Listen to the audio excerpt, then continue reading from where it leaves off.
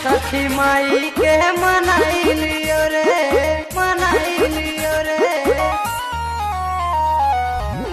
छठी माई के मनाई लियो रे।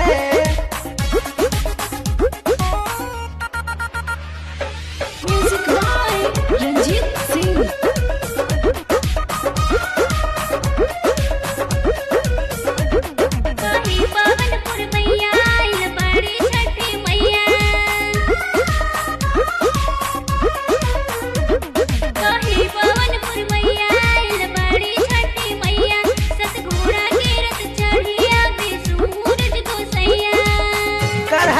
घटिया पे जाइलियो रे, छठी माई के बुलाई लियो रे।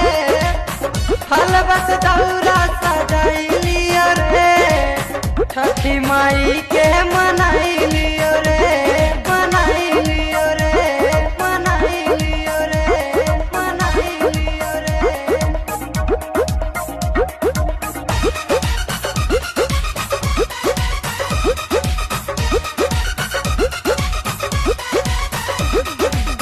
बड़ा भाग हो खेला हो छठी के पूजनमा, करिह बरत तू मांगी हो मंगनमा, करिह बरत तू मांगी हो मंगनमा।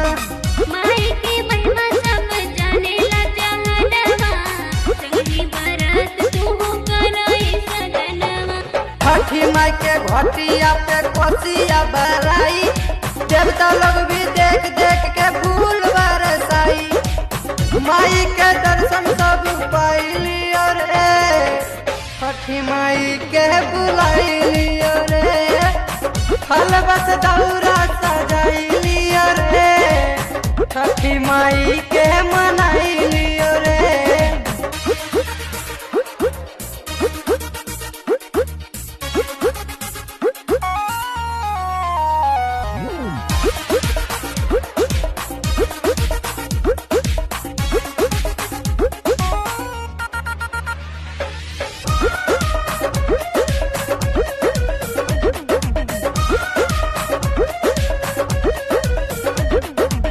छठी माई के पावन हवे त्योहार हो, ऐसा न मौका न मिलेला बारे बार हो, ऐसा न मौका न मिलेला बारे बार हो।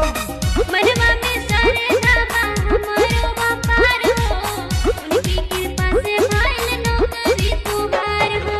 चम चम चमकेला गंगा जी के तीरे, दुनू बेरा अलग देला संझिया सवेरे।